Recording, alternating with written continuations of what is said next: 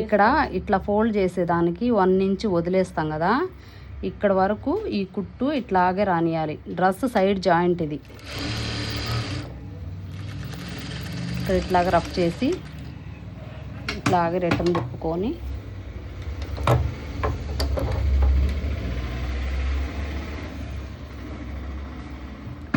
నేను మొన్న ఒక వీడియోలో చెప్పాను కదా, ఇక్కడ నుంచి ఒక 1 ఇంచ్ ఈ కుట్టు మీదే రావాలి. తర్వాత ఇక్కడ నుంచి ఇట్లా పక్కకు వచ్చేయాలి.